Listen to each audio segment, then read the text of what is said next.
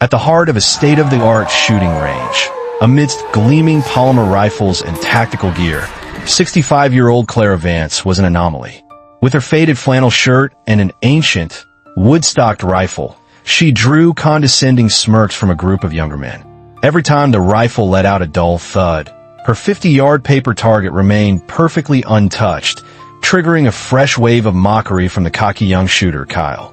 The range officer, Miller, was already walking toward her, his face a mask of weary impatience. But a secret lay hidden in every missed shot. Before I tell you exactly where those bullets went, make sure you hit that subscribe button and drop a comment telling us where you're watching from. Now let's get into it. The story begins on a busy Saturday afternoon at the top-tier shooting center. The air in the top-tier shooting center was a sharp cocktail of gunpowder, cleaning solvent, and testosterone. Digital screens above each lane displayed shot groupings with cold, laser precision.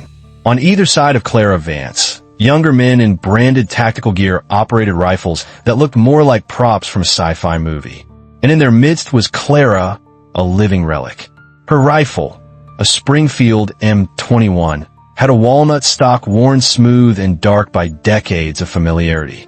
Her silver hair was tied back in a simple bun, and the lines on her face told stories of a life lived far from the sterile confines of this range.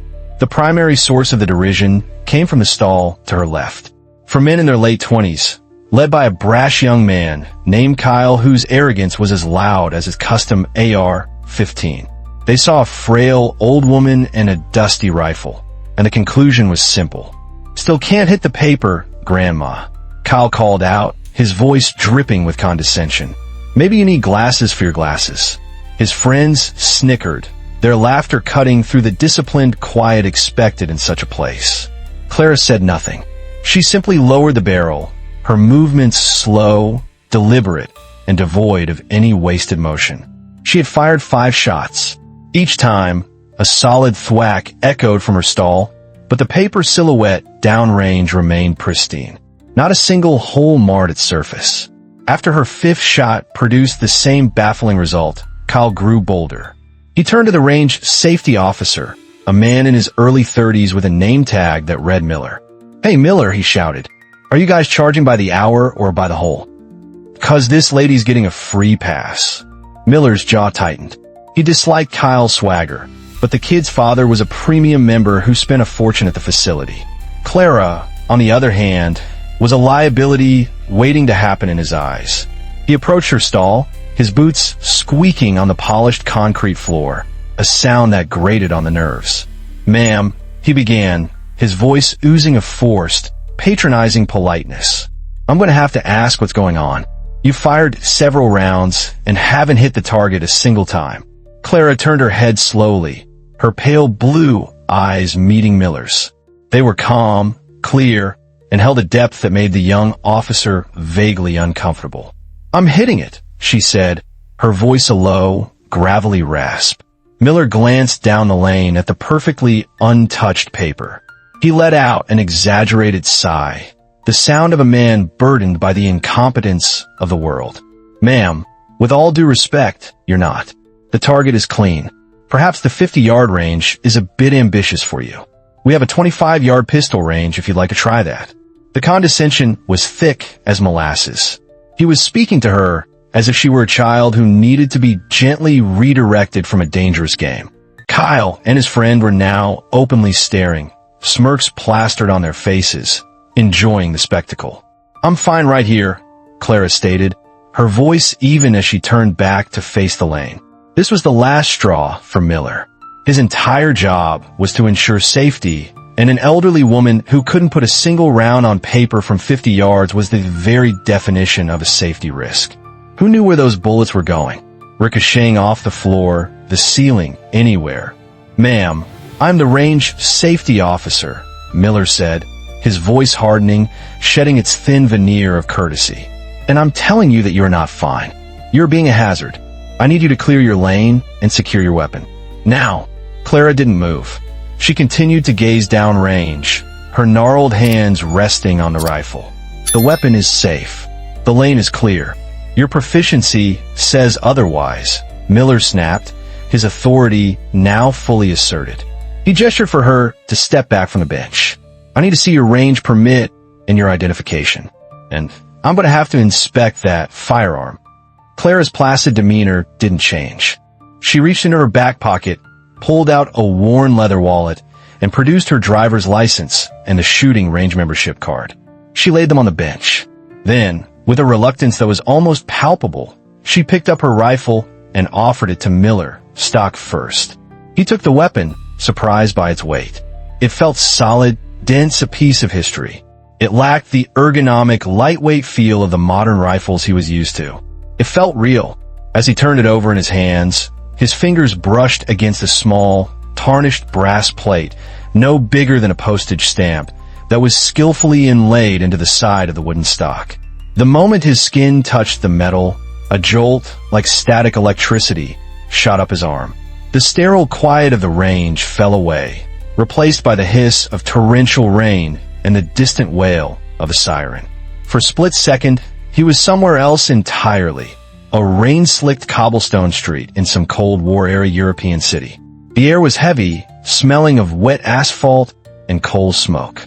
He saw the same rifle, but it was in the hands of a much younger woman, her face streaked with camouflage paint, her knuckles white as she gripped the stock.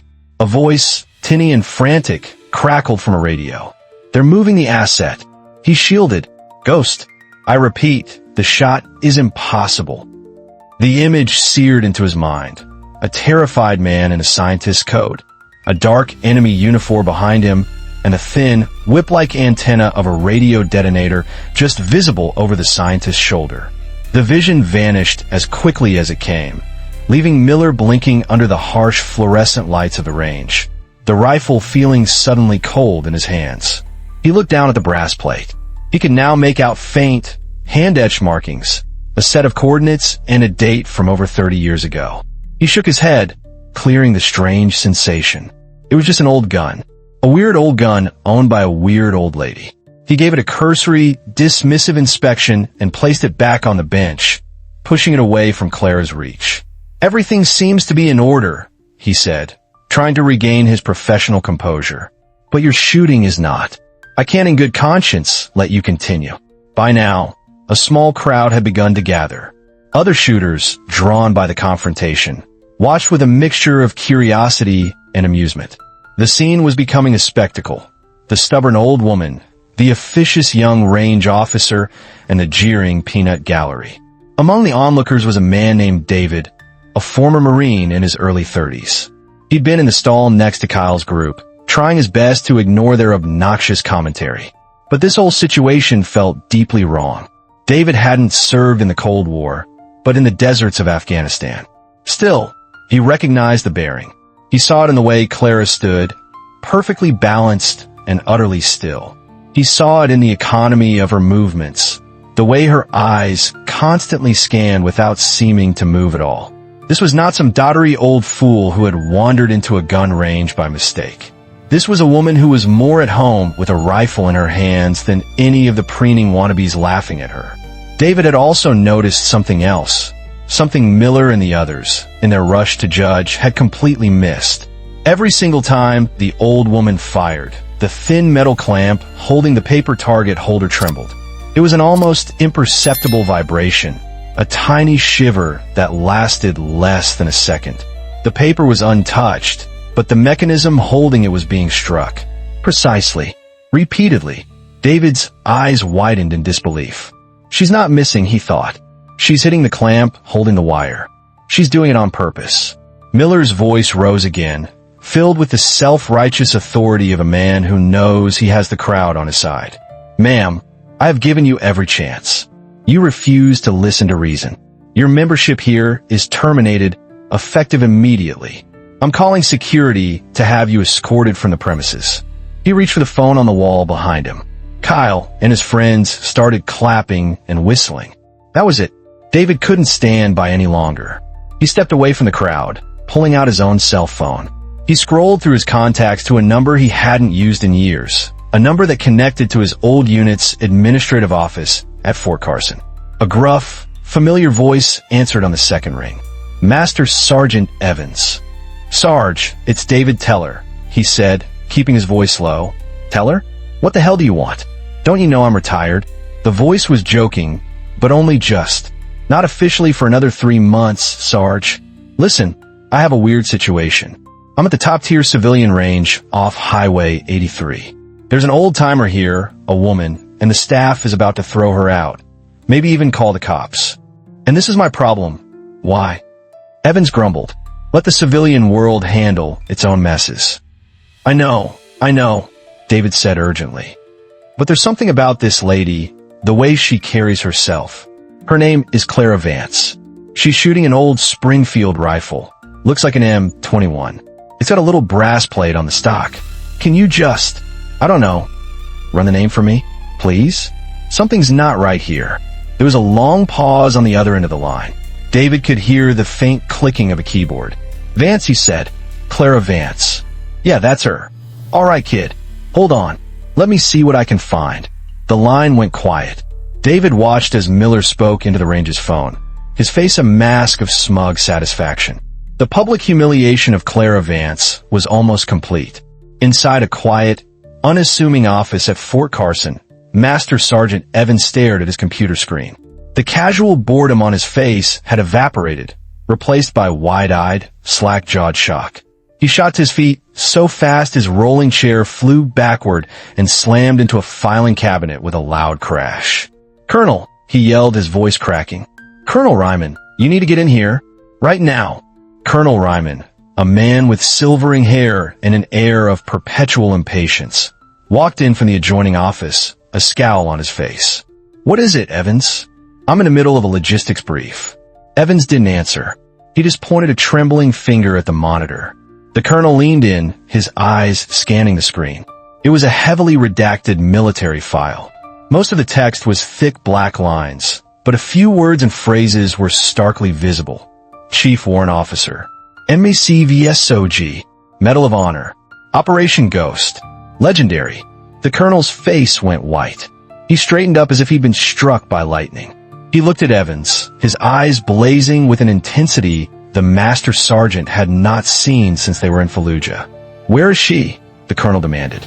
"A civilian shooting range. Top tier off 83. One of my old lance corporals is there. He's the one who called. Get me General Matson on the secure line," Ryman commanded, his voice a low, urgent thunder. "Now, and scramble the honor guard. I want a 4-man detail and a command vehicle. Full dress blues. I don't care who you have to pull off what duty. I want them at that range in 10 minutes. Go." Back at the range, Miller had hung up the phone.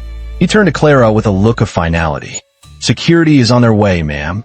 They'll hold you until the police arrive." He then reached out and snatched the Springfield from a bench. "And I'm confiscating this as evidence of reckless endangerment. You're a danger to yourself and everyone here. Frankly, I think you need a psychiatric evaluation. Someone in your condition shouldn't be anywhere near a firearm." Kyle and his friends howled with laughter. "Yeah, get her a nice padded room," one of them shouted. For the first time, a flicker of something other than calm crossed Clara's face. A deep, profound sadness. She finally spoke, her voice quiet, but carrying an undeniable weight that cut through the noise. "Son, I strongly suggest you give me back my rifle." The simple, direct command, devoid of any obvious threat, only served to inflate Miller's ego further. He clutched the rifle to his chest like a prize. "Or what, Grandma?" he sneered. "You gonna challenge me to a game of bingo?" The words had barely left his mouth when the double doors at the entrance of the range flew open with a bang. Every head turned. It wasn't the range's overweight, shuffling security guard. Standing in the doorway was a full colonel, his uniform so crisp it looked like it could cut glass. Behind him, 4 soldiers in immaculate dress blues stood at perfect attention.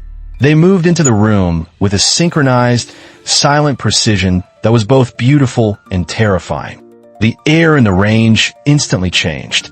The laughter died in Kyle's throat. The jeering smirks vanished. The entire room fell into a dead, shocked silence.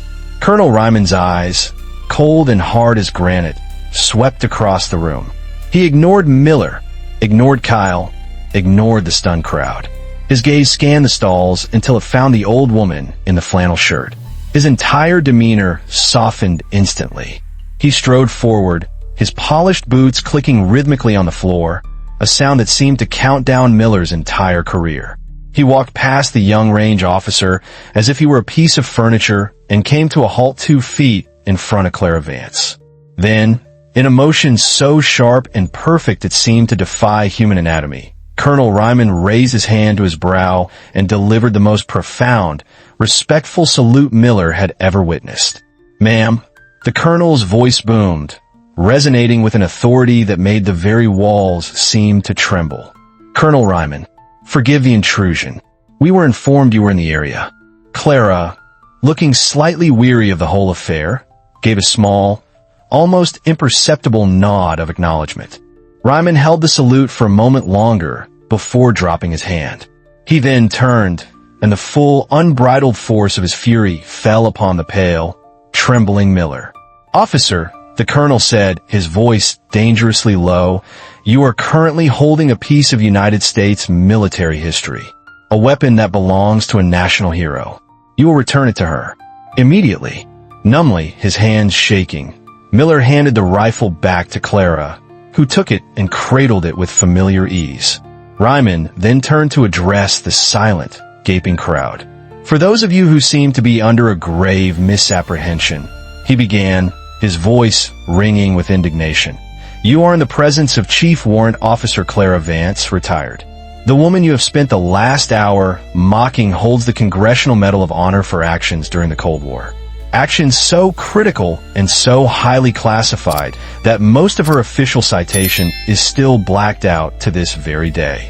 A collective gasp went through the room. Kyle looked as if he was about to be sick. Mrs. Vance served with the Military Assistance Command, Vietnam, Studies and Observations Group. The colonel continued, his voice rising. She was a phantom, a legend in a unit comprised entirely of legends. Her call sign was the Ghost. And in 3 tours of duty, executing missions most people would call impossible, she never missed a shot. Not a single one. He gestured down the lane toward Clara's pristine target. You all laughed because you thought she was missing. You judged her without knowledge, without respect. She wasn't missing.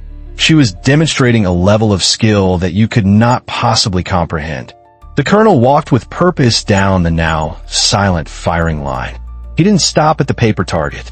He walked past it to the thick concrete backstop wall at the very end of the lane. A thick black rubber curtain hung in front of it to absorb ricochets. Ryman pulled the heavy curtain aside. There, embedded in the concrete directly behind where the center of the target would be, was a single, small, ragged hole. "Cease fire on all lanes." Miller squeaked into the intercom, his voice cracking. In the ensuing absolute silence, Colonel Ryman's voice was as clear as a bell. "Check the bullet trap." Humiliation radiated from Miller in waves. He practically ran to the small metal access door behind the backstop wall. His hands trembled so badly it took him 3 tries to get the key in the lock. He swung the heavy door open. Inside was a large steel bin, the bullet trap, filled with thousands of pounds of sand and countless flattened lead slugs. But right on top, in the very center, was something that defied belief. A small, neat pile of 10 bullets. Each one was perfectly mushroomed, and they were stacked one on top of the other, fused together by the heat and force of their impact into a single, grotesque little sculpture of impossible marksmanship. The crowd stared, speechless. They had laughed at Michelangelo for chipping away at a block of marble. Colonel Ryman walked back, his cold gaze falling on Miller and then on Kyle. "There are words," the colonel said, his voice seething with contempt. "Words like duty, honor, respect. I suggest you look them up." He turned back to Clara. "Ma'am, on behalf of the United States Army, I apologize for the disrespect you have been shown." Clara shook her head, a faint, tired smile on her lips. She looked at Miller, who was now staring at the floor. "There's no need for that, Colonel. The boy was just trying to do his job." She took a step toward Miller, who's flinched. Her voice was gentle. "A rifle is a tool, but a person is only as good as the respect they show to others. Don't ever forget that, son." Clara's story is a powerful reminder that true heroes often walk among us, unseen and unassuming. Their greatness is not written on their faces but etched into their souls. In an age of instant judgment, appearances are the most unreliable of measures, while inner strength and quiet dignity are the true standards by which a person's worth should be judged. Have you ever underestimated someone based on their age, gender, or appearance? What would you have thought watching Clara being mocked before knowing the truth? Do you believe courage like David's, to question the consensus and stand up for what feels right, is rare? Is it possible that the greatest strength often presents itself in the quietest, most humble forms? If this story reminded you of the importance of respect, hit that like button and subscribe for more stories about unsung heroes. Share this with someone who needs to be reminded not to judge a book by its cover. We read every single comment and value your perspective. More stories about the incredible legends of our veterans are waiting on your screen. Watch those next, and we'll see you tomorrow with another powerful story about conviction and honor.